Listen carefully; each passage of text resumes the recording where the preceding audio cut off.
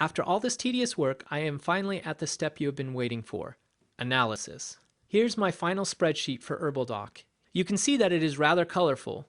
Doing this helps me determine patterns and makes analyzing each keyword a lot easier. With so much data, it is easy to feel overwhelmed. To overcome this data overload, I have assigned a color value. To create this visual feast, I used conditional formatting and created a new rule. I formatted most of my columns with a 3-color rule. I say most because with the columns where I only used ones and zeros to represent data, I created a 2-color scale instead. With a 3-color scale, green equals good, yellow equals average, and red equals bad. On a 2-color scale, I just leave out the yellow. It's important that when you create the new rule in conditional formatting that you are highlighting all the columns that are being compared against each other. For example, if you are analyzing the page authority, you'll want to highlight the PA column for all 3 competitors. If you do it separately, the value colors will be different, because the column for all competitor 1s may have a low of 51%, whereas the row for all competitor 3s have a low of 21%. Finally, you may have noticed that I have an additional column that I didn't have while compiling the data. The type column shows what type of keyword I'm looking at.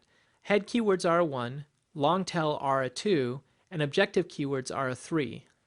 I've extracted the keywords I've been using as my Google example and shrunk down some of the fields so that I can display all 3 competitors. With Google, I heavily looked at whether brands are ranking in the top position or not. We can see that only the 3rd competitor is not considered a brand.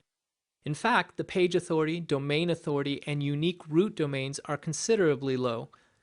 The only real advantage that this competitor has is the on-page SEO, which is easier to beat out than the other metrics. Looking at the metrics on the other 2 competitors, it doesn't seem realistic to take the 1st or 2nd position in Google. So now the question lies on whether I'm fine going after the 3rd position for this keyword, which I'm going to have to consider. For Bing, the first thing I do is to take a quick glance at the In Google row. With this keyword, I find that the 2nd competitor is not found in Google for the top 100 results on this keyword.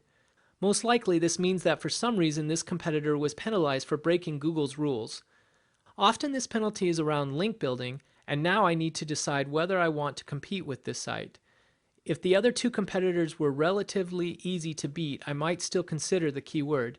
However, when I look at both, I see that links are in the hundreds of thousands, and in the case of the 3rd competitor, I see millions of links.